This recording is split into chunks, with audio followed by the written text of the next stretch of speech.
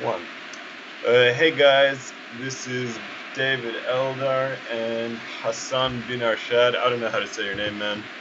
Yeah, it's correct. You spell Yeah, it correct. and yeah, so you won the competition where it's like random or someone who's registered to the list gets like a Yeah, free yeah, 30 yeah. minutes or whatever, let's say 30 minutes, or we'll go over if we need to, minutes of coaching.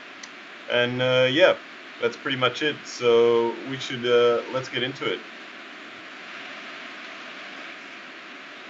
Are you more or less ready?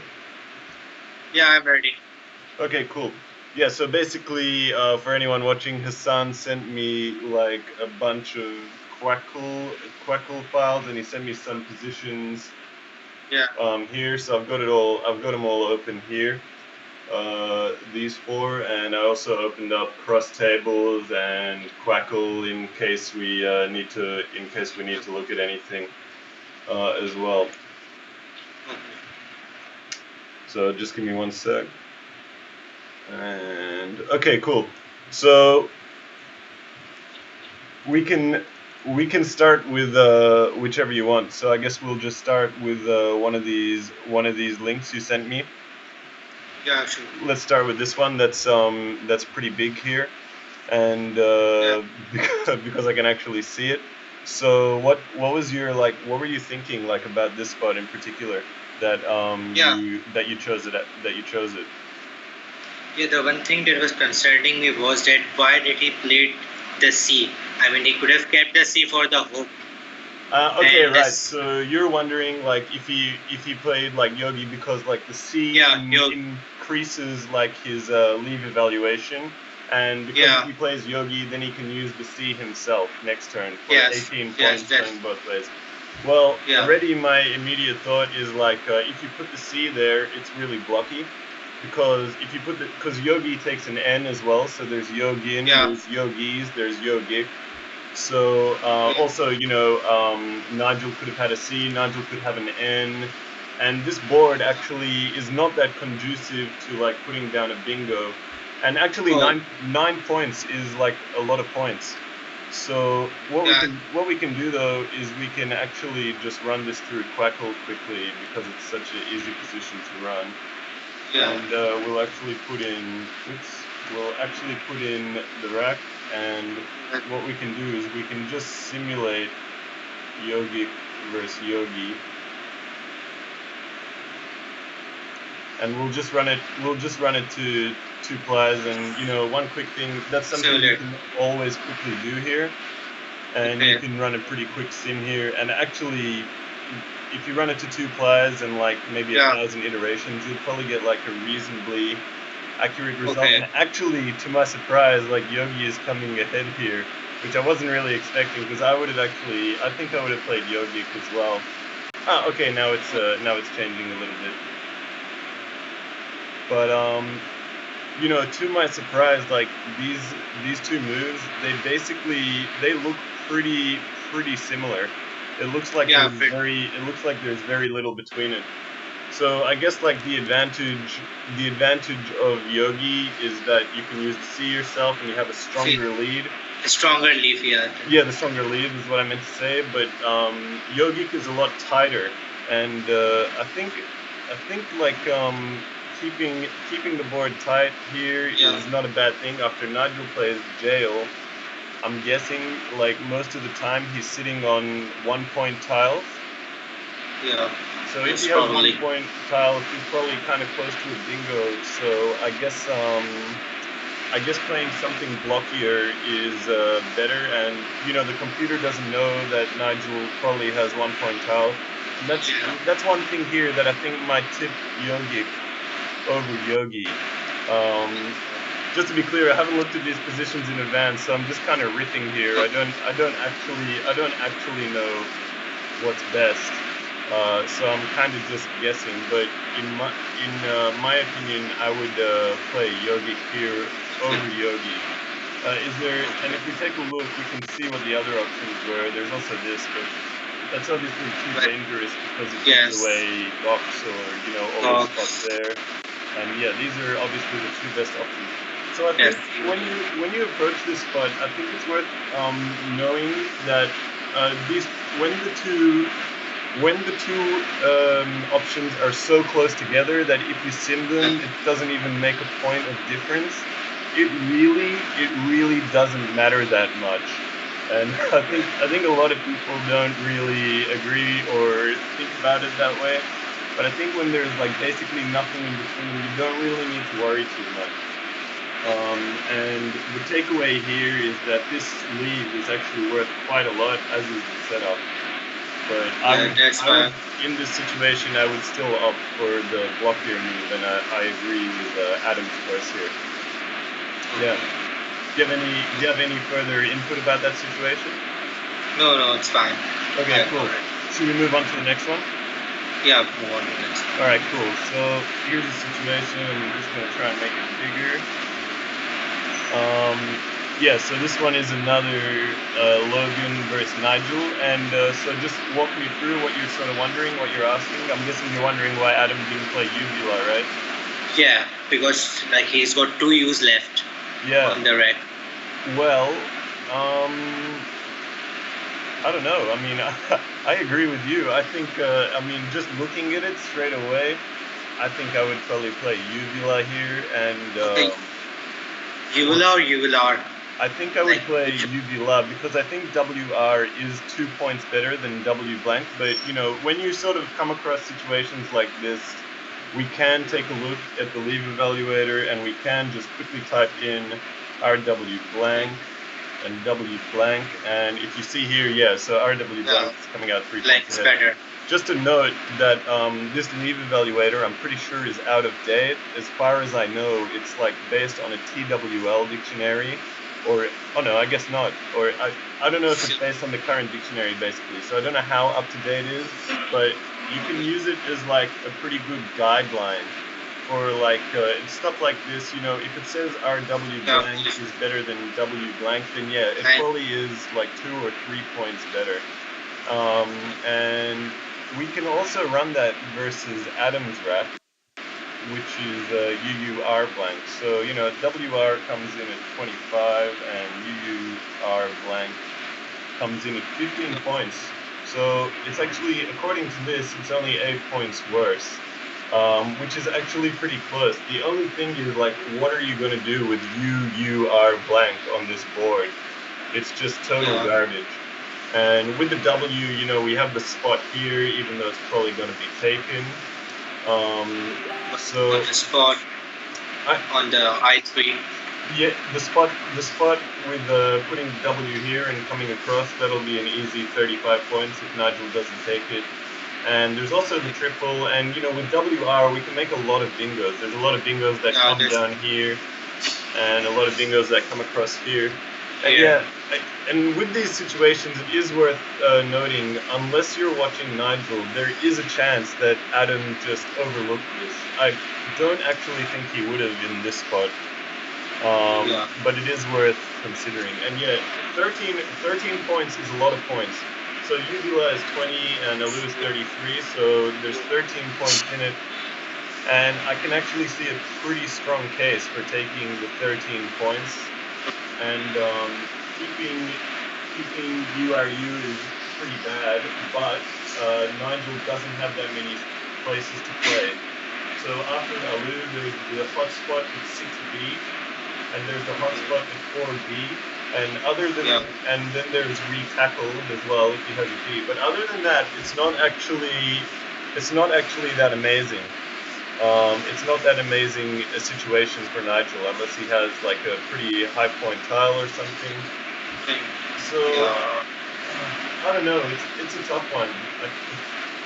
I mean, 13 points. 13 points is a lot of points to turn down. Usually you can actually. You know what? We can just key this into Quackle because you know what? Even talking about it has made me pretty interested in it myself. Because I really am not sure what's best. My instinct is Alu is 13 points, and 13 points is too many to say no to. But let's take a look. So yeah, Quackle is immediately with the speedy, it's spitting out Alu. and Aru, which I think is definitely not the right play. And there's Uvula and Uvular, and we can get rid of the rest of the stuff because there's no way that any of that other stuff is going to be useful. And so I guess we'll just let this run for like a couple of minutes. And yeah, do you have any sort of further thoughts about the situation? Well, I only think that leaving 2 U's and getting 13 extra points may not be beneficial. Like in the next turn, we could not have some tiles to play.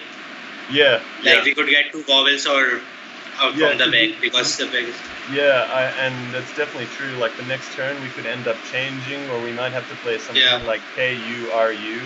I mean, it really is pretty rubbishy. But then again, 13 points, so I don't know. So far Quackle is pretty conflicted. Okay, we can get rid of... I think we can get rid of Uvular, because that's pretty much never the best play. But I'm not probably really sure. RU too. Sorry, talk. Probably RU too, because I don't think we should get rid of the R. Yeah. All right, let's lose that, and we can get a quicker sim that way. And right now, again, it's coming up with the same thing, that there's basically nothing in it. So you can use your sort of head basically for what works for you. So if you're a bit of a lower rated player, something that would work here is Quackle knows all the bingos with U blank.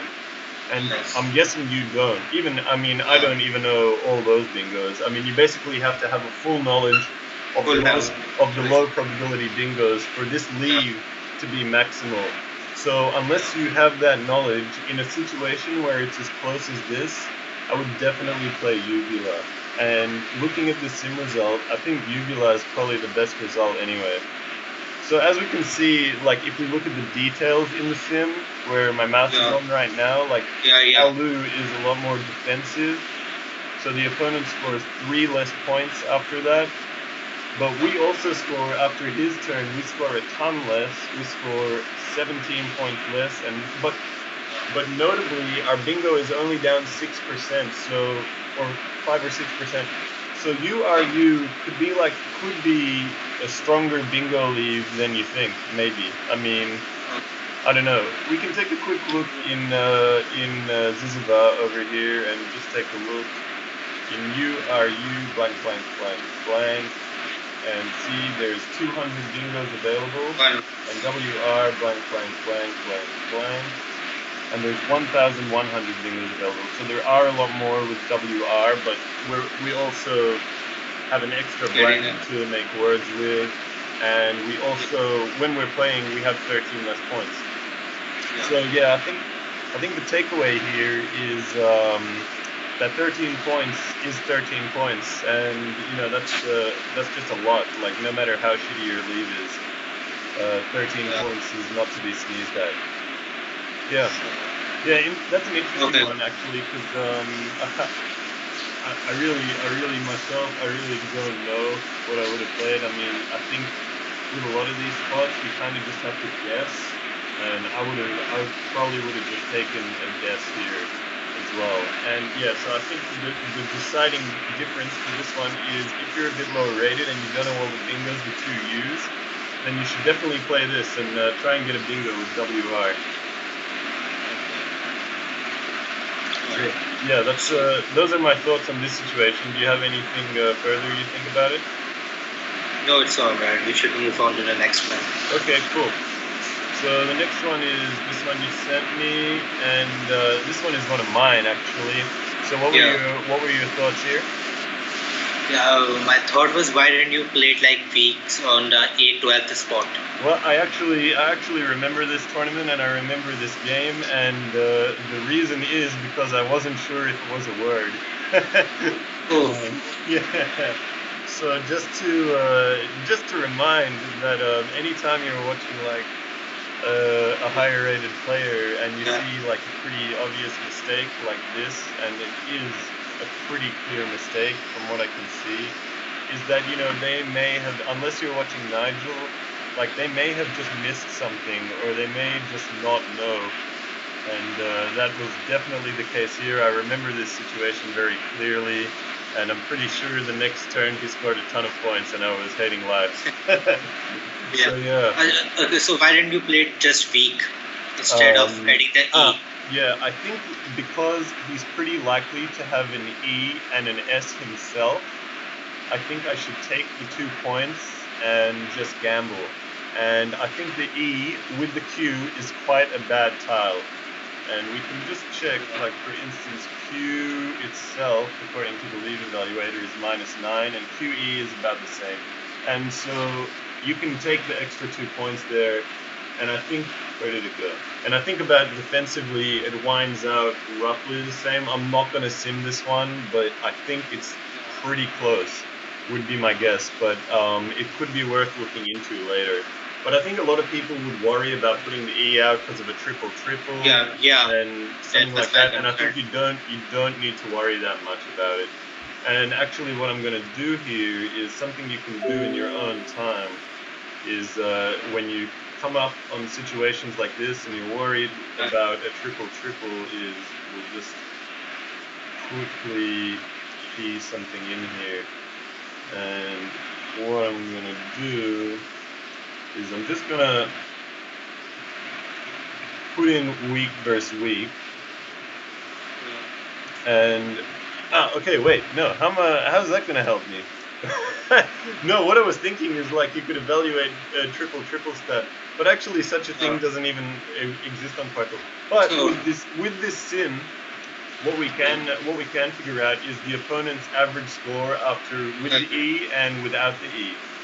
And actually, it looks like you're probably right that just playing the E off here is too aggressive, and in my head I've miscalculated it, and I thought it was okay, maybe not.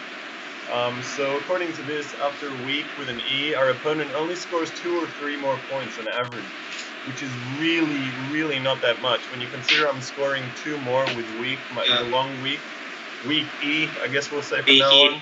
Yeah, week E from now on is, 2 more points for me, and for the opponent, it's really not that beneficial, and a lot of people are totally paranoid about putting an E out there because they're worried that a triple-triple is going to come down, and it's just not that dangerous. 3 points is really... Instead of the triple-triple, he could use that double-letter word like with a power tile like H or F and make a 5-letter word maybe. Could you explain, like playing like down here, from here, like a 5-letter word. Yep. From starting from with an E. Like he could use the Z or anything H or K. Look, just put anything there. My advice would be don't worry about it, especially when the board is way open. Like there's all sorts of things going on this board. I mean, it's not super open. And this may be affected by me not putting in impaling and waft on my Quackle board. That may affect the results a little bit. But I think just in general, most people are really worried about opening triples. And when you run the numbers on Quackle, it's not that dangerous. It's actually it's not that big a deal. And that is definitely one of the biggest mistakes that I think people make. If you were talking about my opinion. So yeah, but I would have played wikis from 12A if I knew it was a word. I really just wasn't sure. Also, playing the E here is beneficial because the next turn there's this K5 spot, and I'm drawing one more tile, and I can draw a T. And and I want to draw a T. And there's also the J2 spot. So if I draw a U, I can go QUI and I have an N, so Quine, Quino, Quina, whatever, Quint, and I can make 70 points there very easily. And the E actually serves as a distraction on the 15 row down the bottom. And, I'm guessing I was probably thinking that at the time, which was one of the reasons I chose wiki over week. Yeah. And I think that's pretty much all my thoughts on this situation. I don't know if you have any. Do you have any extra things about it? No. I was just curious. Why didn't you play wikis? Yeah, man. The truth is just because I don't know any better, and I'm just kind of guessing. All right, so let's move on to I'll the give it last one you the sent last me. one. Oh yeah, I did actually take a pretty close look at this situation. So this is Nigel versus Ed Oculich, and Nigel here played Dona. So yeah, just walk me through what you're thinking. I was thinking like, why didn't he played humid or like something like odd man? Yeah, great question, and I also have been thinking about this for the last day or so. And yeah, it's a tough one to figure out. I mean, well, it's not that tough to figure out, but usually when you're watching another player and you see they have Podman or Human or something, you can actually Yeah. guess that there is a small chance that they missed the best play. But when you're Or watching probably, oh sorry, yeah, I was saying that, or probably if he had played humid, there would be an lane open, another lane open of yeah, the triple word starting yeah, from D. yeah, and Because that's definitely a danger for him holding a strong lead here. Um, and the thing is, Nigel has seen all these plays, and we know that for sure. And he's chosen Dona for 4 less points than Hodman. And I think looking at this situation, I would probably play Hodman. And I look at the pool here, and I think it's not that dangerous. So obviously, the most important tile, and when you're in this situation, you should be looking at the bag, and you should be thinking, what's important here. And we can see already that the vowels and the consonants are pretty even. It's yeah, a pretty strong pool. But here, there's some interesting tiles. There's the U, the V, and the W. yeah, And the U, the V, and the W are not great on this board, and they're obviously one, just bad tiles in general. And if you were stuck with the V and the one, W, you'd have to play like, well, I mean, there's not really an easy way to get rid of them. And that would be a pretty big disaster to have them. And then there's the X, which is the most important. It's the pivotal tile here next to the S. The S is also really yeah, important because we can start bingos from N8. on, And apart from starting bingos from N8, there are actually there's actually nowhere else to really play a bingo. I mean, you could, if you're lucky, you could get something along row 15, but yeah. it's very unlikely. Let's If take a look if flinchings is a word, which I want to say no, but it is. Okay. So Nigel probably knew that. Well, he definitely knew that. And there's also ESSE. Yeah, there is. yeah, So if someone bingoed from ESS, yeah, there are 3 E's left, and so if someone bingoed down from N8, making a 7-letter yeah, word, then there is this big comeback on the O column. yeah, So actually, there is very little fear for Nigel right so, now, and by playing humid, yeah, he creates a line which just causes all sorts of problems for himself. Because the D is a pretty good letter to start bingos with, and you look at this bingos with pool, cool. and yeah, there can be some bingos that start with D, and then there's the X, and obviously this is a massive X spot. You can just score a Yeah, very easy 50 points here, and combined with the bingo lane and the X spot, that's obviously why Nigel didn't play human, because a lot of bingos start with D, but Hodman is 4 more points. Not many bingos start with N. So what we can assume is Nigel thinks that the X is blocking this X spot is really important, because he sacrificed 4 points to do it. So he must think that's a really big deal. And yeah, that's yeah. no Sorry. worries. No worries. And yeah, that's pretty much all I can tell you about this situation. Is just that Nigel values this X spot. And I would have thought that because there's stuff like Axemen and Unmix and Mux and X over here for 40, 50, 40 Yeah, points, that's that he would not be that worried about the X, but he clearly is. yeah. And yeah, that's pretty much all there is to this situation, I think. So the takeaway here, I think, is that Nigel is worried about this X spot, and in a situation like this where there's not that much bingo potential, You should The be worried. expert is vital. You should be worried too, yeah, about the expert. And yeah, I'm probably gonna try and take that away into my own game. Okay, sure. Yeah. Okay, cool. Yeah, I guess you don't have any further thoughts about this one? No, not. Okay, cool. So the last thing is you sent me this game to Yeah. look at on Crackle. Just give me one sec. I'll be checking what else you're doing. Sure. Just gonna find it. And it looks like a game where you played Crackle. I'll just set it to I'll leave it in its final mood. So yeah, what were any questions you had about this?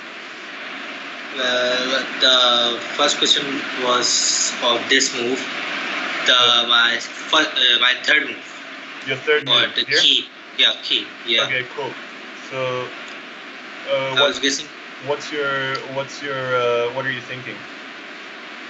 Like, what would you have played if you were in my place right here? Okay, well, I'm just gonna put it through the leave. I'm just gonna put it through generate choices, and just tell me what was your thought process when you played this move? My first thought process about 5C QIN for like 6 more points. Yep.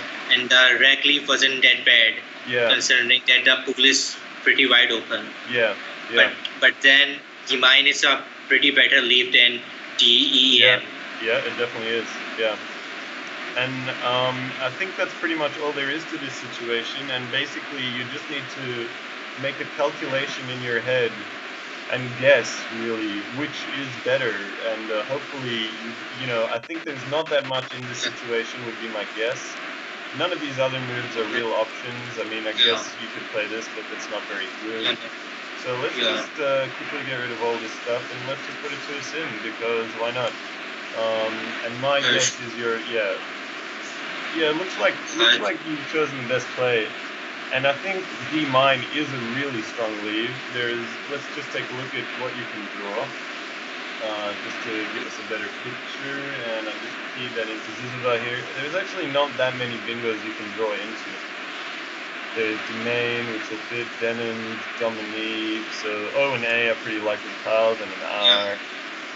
And then there's S and the T, but that may not fit, I guess. Dementi, that won't fit anywhere. The thing is, this is kind of a closed board.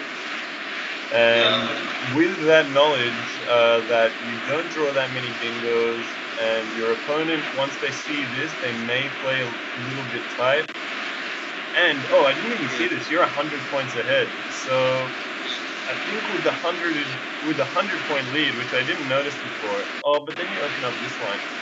Well, when you play QIN, you're making it very hard for your opponent to get down to this area. This, I guess you could call it the third quadrant. I think is the most common usage in this area. And I think when you play QIN, you do make it very hard for your opponent to get down here, which is good for the long term. And when you've got a 100-point lead, it's very different to an even game. So when you've got a 100-point lead, you do want to start thinking about like how you're gonna use shape to preserve that lead. If the scores were even, I don't think it matters as much. And I think these moves are very close. And even with the 100-point lead, like as you can see, you're simming it here. There's basically nothing in it. So really, even with the 100-point lead, I don't really think it matters that much. And I know I've said that a lot, but like a lot of these moves don't really matter. Like it's not super important what you pick when there's not a point in between it. But with a 100-point lead, I think I would. I don't know, it's tough because when you play QI, I don't know if you noticed, but the next turn you can play Denim here for a lot of points. Yeah. And that's probably not going to get blocked. Yeah, then I don't think it's really gonna get blocked. It scores a ton of points. It's 30 something points, and that's a big plus. But with QIN, you're really knocking off this part of the board. It's pretty damn hard for him to get there. He has to play some sort of RE word, which is going to score 0 points, or he has to make a bingo off the R or the D, which is going to make things way open. He's going to give away a ton of points. And I think with the 100-point lead, I would probably lean towards this. but I think there's really not that much in it. I know I've said this for a lot of the situations, but all these situations that we've looked through today are very close. And I think the most important thing here is just don't waste too much time in a real-time game. Don't spend too much time thinking about this. If you see two situations that are really close to each other, and you've spent like a minute and you think there's nothing else to it, just pick something and play something, because if you lose a point or two of equity, it doesn't really matter.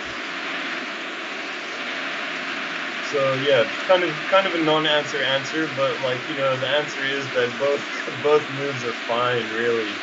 And you know, if you had to force a decision, I think because of the block board, I think you do want to pick this one. Yeah. Do you have any further And then thoughts we're or drawing questions two about more tiles.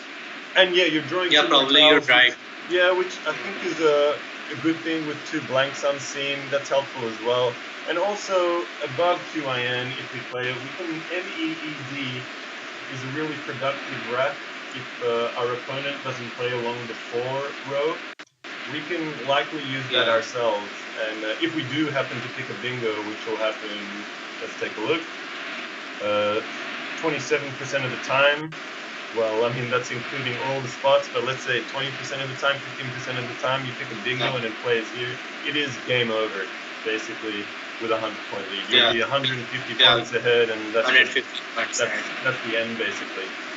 And here you're still picking, according to Quackle, we're picking a bingo a whopping 50% of the time next turn. I don't know if that's because Quackle's playing really open against QI, if it's going to play a really open strategy. Because my instinct is that you don't bingo that often. But even if the opponent plays, it's still going to be 30 or 40%. So both of these moves are really strong, and yeah, there's not that much in it. So I think the takeaway here is if you've got a big lead, try and look long term at how you can close off the board. Okay, sure. Yeah. Anything else from this game? Yeah, the 8th move. This one? Yeah. Yeah. Okay, let's take a look. All right, so you've got this. I mean, already the first thing we think with this rack is Snert is a really good lead. Where can we get rid of RY? And that's a great spot to get rid of RY. Let's just run it through the. Just walk me through what you're thinking before I run it through the generate moves. I was thinking to have a rack leaf that would probably be progressive for our bingo. You're 70 points ahead as well here. That's worth mentioning too. I'll look at the score this time. Okay. Yeah, I was 70 points ahead, and the opponent had just played Ariole for 28. Okay, yeah. Yes. And go on. He probably have been drawing some fresh tries, like 5 or 6 fresh tries. Yep. And he probably doesn't have the blank yet.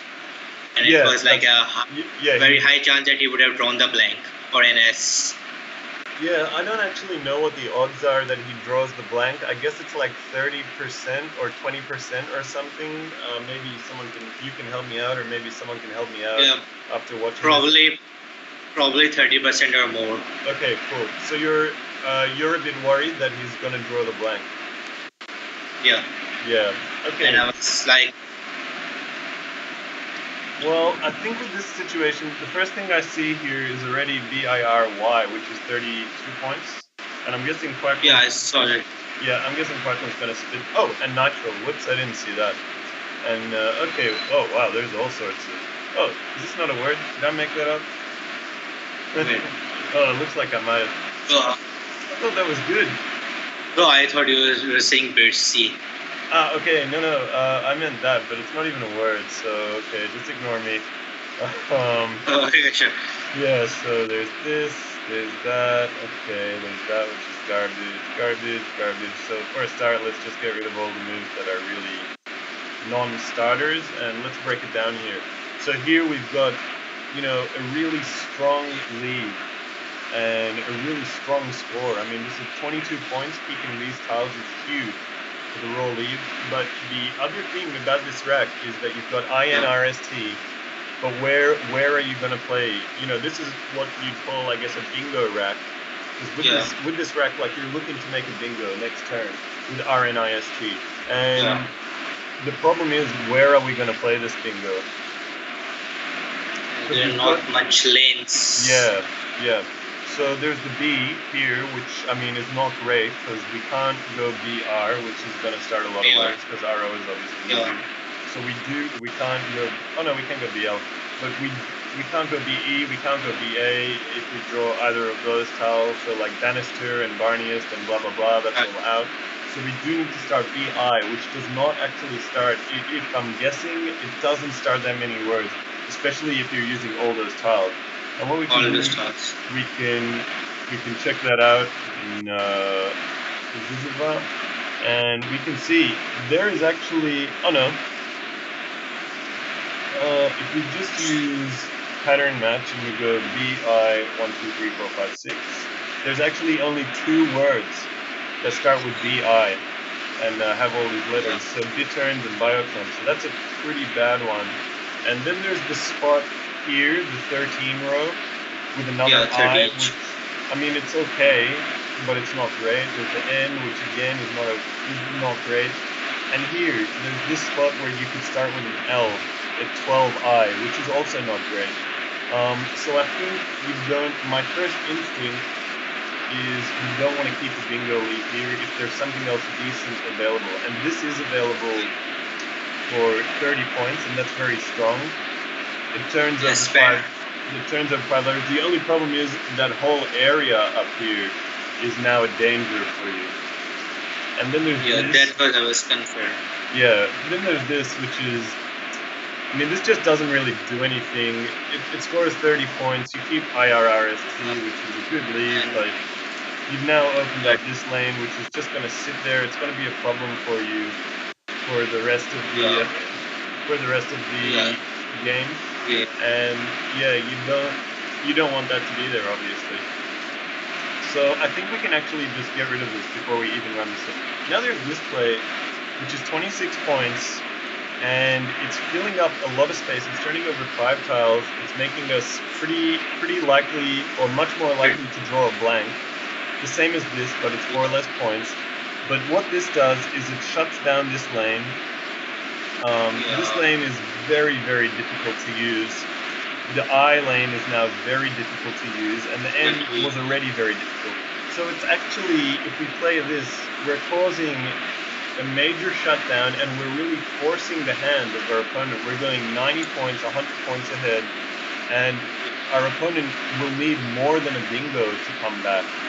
And it's just going to be so hard for him to get in, because we look at the unseen over here, and it's all bingo letters. I mean, there's a V, there's a U, and there's a T, but other than that, it's actually really strong.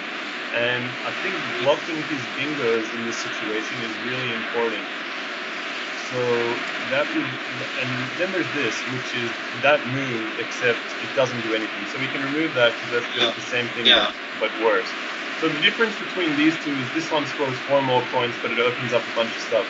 So already, I would think here you can sacrifice some points of equity, 5 points of equity, according to Quackle Speedy Player, and you can go ahead and make this blocky play.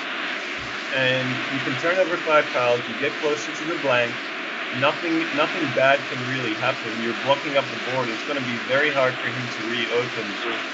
And that would be my play here. And let's just run it through the sim to see what the sim thinks. I mean, we don't have to follow it. So let's see what comes out on top. I think the problem with this is it's a great lead, except the board is too close. And straight away, the sim is also pretty unhappy with this move. And it wants to play Nitro for 30 points just straight away. And it's rating this a lot lower, and I actually really don't agree with it. Oh, I guess there's this bingo line as well, which I've totally ignored until right now because I just completely missed it, which is pretty bad of me. So that's a consideration as well, and that's one of the pluses for Nitro now, and that definitely makes Nitro. Oops. God damn it. That definitely makes Nitro a lot better than I was saying. Yeah, you're probably right. and this is a dangerous line. Although that said, there's only two E's left, and it can't end in WA. You know, most Yeah. bingos that end in a vowel end in E, and there's only two E's. There's only one blank. We know he doesn't have a blank. Uh, Yeah. we know he doesn't have an E. Well, that doesn't really matter. He's drawing 6 tiles, so none of that really. I mean, it's a slight consideration, but it's not that important. Maybe someone who watches this can tell me if that's important or not. And let's just take a look. Because actually, after Ryu, okay, we are bingoing a lot more.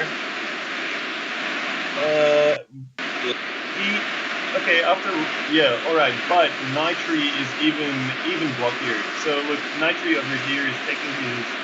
Okay, forget my original point because that was wrong. But Nitri down here is taking his bingo down to 23%, and this guy, he's 100 points down almost. He needs a bingo straight away. If he does not get a bingo this turn, you're basically just gonna win. There's like nothing you can do.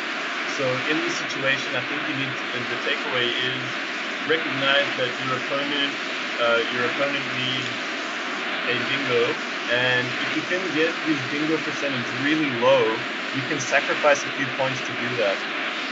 And that would be my play here. Even though Quackle is suggesting Nitro, I really don't agree with it. I think it's a good play if the scores are equal, or if you're behind a little bit. But I think Actually, I didn't see Nitri before. Oh, you didn't see it? If I had seen it, I would probably gone with it too. Yeah. So I think for me, this would be the move I go with here. And I think it's pretty important to block these lines. And I do think, unlike the other situations where I said it was pretty close, I actually don't think this situation is that close, even though Quackle is saying this is better. And I would play this pretty confidently if I saw the two moves. Because I think once you play this move, the pressure is really on your opponent, and there's not many scoring tiles. It's hard for them to score. It's hard for them to make a bingo. They're just in all kinds of trouble. And yeah, that's what I'd do here. Yeah. Okay. Yeah, that was a pretty extended explanation for, I guess, what might be kind of simple spot. Anyway, do you have anything further you think about that? No, I think you're right. If I haven't seen Nitri, I would have probably gone with it too. Yeah. All right, cool. So I guess we agree on that one. Are there any further situations or anything you're thinking about this game? No. All right, cool. Well, just to roll to the end of the game, went to Hassan Saintlier. This move, I spent like 6 to 7 minutes on this move. Yeah, well, that's a great find, man. I can tell you right now, I would pretty much never find that in a game. And if you are playing Ryu and you know that Saintlier comes up and you can find it, then maybe Ryu isn't that bad. And actually, it doesn't really matter what you. Oh shit! Oh wow! And you lost by 1 point. Yeah. Oh no, you won by 1 point. Oh, that's. No, I won by 1 point. Wow. Okay. Well done. If I had probably played Nitri, it wouldn't have come to that. Yeah, I guess not. Although if you played Nitri, he plays hot, and then you block the B, and then there is nowhere for him to bingo anymore. Yeah. So that's kind of one way that the game can play out. But it's worth mentioning that when you play this, I mean, you're still in a great position. You're like 70, 80, 90 ahead. Like, once you play it, he's on the back foot. He's 90 behind. It is so hard for him to come back. And, like, this isn't a big mistake or anything. So if you see something like this and you look in your game, don't beat yourself up about it because it's like a tiny thing. It's really a very small, not that important move.